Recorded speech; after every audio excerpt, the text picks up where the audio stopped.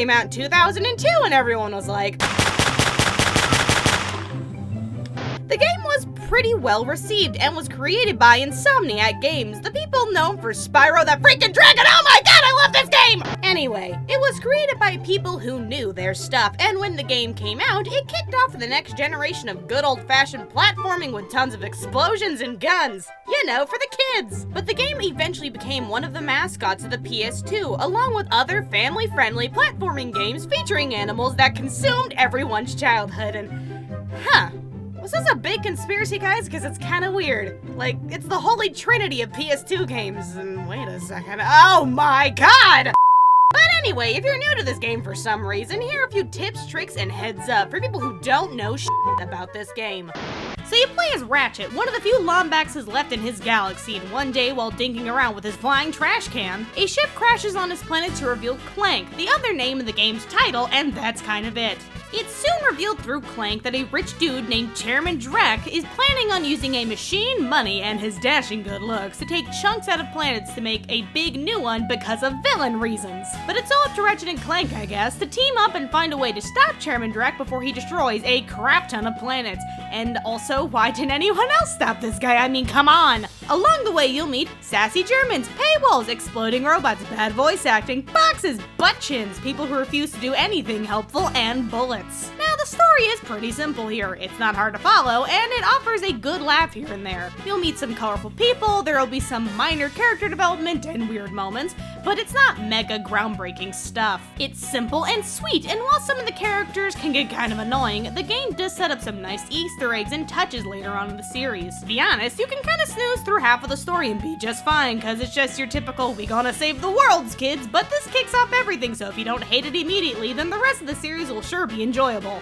Okay, so the game is broken up into a bunch of planets that you'll be gradually unlocked by finding clues and other items on other planets. Now, the planets themselves aren't that huge. There's typically like 2 or maybe 3 quote-unquote paths that you can go through where you're just gonna beat up some robots, do a few puzzles, maybe a mini game, jump around like the floor is lava, and find the thingy at the end of the rainbow. Be real, the whole thing is kind of a wild goose chase. Just go after the next bit of information to get to the next planet and eventually save the world. But it's important to make sure to explore all of the planet you can before moving on, because you'll be back. Oh, you will be back. Now, you can return to any planet once it's unlocked, and you'll be doing this often, a little too often. Some of the paths can't be accessed because you need an item or some equipment that is somewhere on another planet, like hacking devices, the special boots, or sometimes the game will just be like, give us some bolts and I guess we'll let you keep playing the game, I don't know. But it's obvious as crap, so always make sure you're checking missions for all of the missing boxes, and just remember, if you're stuck, the answer is probably on another planet somewhere. And then you have to get back into your ship and then look for it, and get back into your ship and go back to the planet and then look for it, and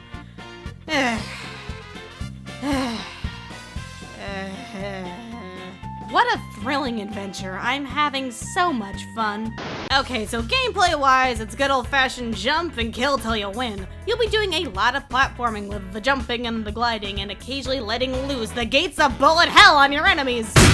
You're gonna shoot and you're gonna jump, and please jump around a lot, you guys. The aiming isn't too great, and you can't strafe, so if you're standing still, you're gonna get wrecked real fast. Now, with Clank literally taking a back seat in this game, he also acts as a helicopter pack that'll let you glide and jump higher if you need it. And pro tip, the fastest way to get around is doing the long helicopter jump just all the time. Like, all of the time. It's way faster than walking, and walking is for squares. Also, you really don't level up in this game. Killing enemies just gets you more money, and that's kind of it. But it will let you buy better equipment as you progress. Now, you really don't need all of the fancy equipment, like the nanotech health drink and, this thing. Technically, you can get through this game with the bare basics, because even though the enemies get tougher, if you just avoid getting hit, then you're all good. And trust me, you can avoid getting hit if you get good. You'll also have your wrench by your side, and this thing is hella useful, like good golly gosh, guys. Make sure to use it to break open crates and hit stuff, because like I said, aiming isn't all that great, and who doesn't want to bash a dude's face in with a giant wrench, am I right, ladies? Now, what separates Ratchet and Clank from other colorful platforming games is the guns. Check out the rating on this one, kids. We gonna blow crap up. There's a good variety. You got your flamethrower, glove bombs, a suck cannon. Anyway, but you'll be needing all of the weapons you can get your hands on. Now, the guns don't upgrade in the first playthrough, and running out of ammo is common. So use it conservatively, and make sure to always remember to refill your ammo at the shop. Oh, hey there, handsome, how you doing? Now, for some reason, you're gonna have to buy ammo for each individual weapon, and this can take a while, and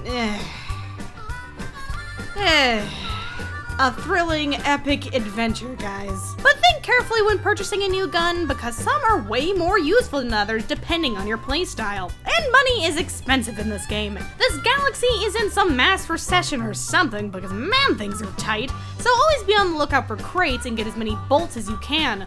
And even take the time to get some side cash, if you know what I mean. Also, get the Rhino. It's located in Blackwater City and is sold by this guy. It is expensive as crap though, but I do recommend taking the time to get the money for it, even if you have to do it through playthroughs of the game, because my god, it's time to blow up.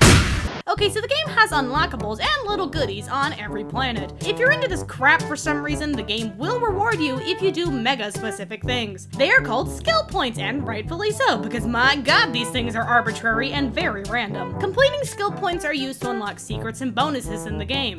Are they needed to beat the game? Heck no! Are they completely optional? Heck yes! Now, the skill points can range from meh to kill me now, but what's the most frustrating part is the game will tell you that there are skill points, but not how to do them.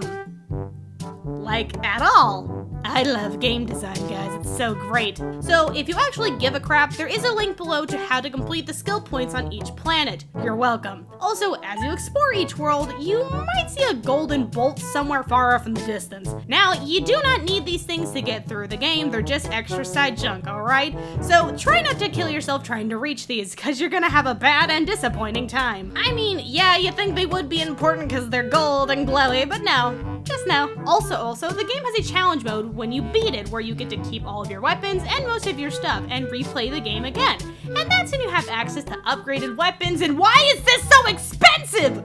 Okay, so here are a few tips and things you should know before you get started. Crouching, then hitting the wrench button will make you throw your wrench, and this is a lot more useful than it looks. Keep it in mind. The flamethrower is good for the little baddies, and get that thing away from me! Clank stuff is supposed to be fun, right?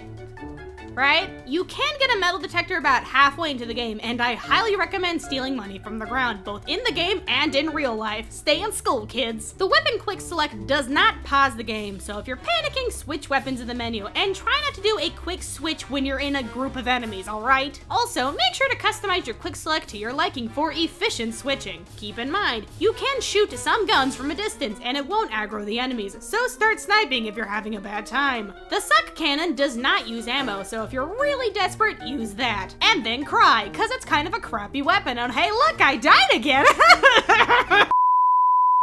So while Ratchet Clank has some gameplay frustrations and isn't exactly groundbreaking when it comes to design or concept, it did start a very cherished series that most PS2 gamers loved and still love, and I'm so excited for the movie, you guys. It is also one of the few platforming games with a heavy focus on firepower and has a lot of variety in its gameplay. Everyone plays this game a little differently, and there's a lot going on. And yeah, it's definitely not the best game in the series, and I think everyone can agree on me when I say it's probably the weakest in the whole series, but that's kind of a good thing. This game acted as the jumping point for amazing games to come later down the line, and I hope this basics beginner's guide makes your gaming experience a little better. So please rate, comment, and subscribe, and I hope you have a fantastic day.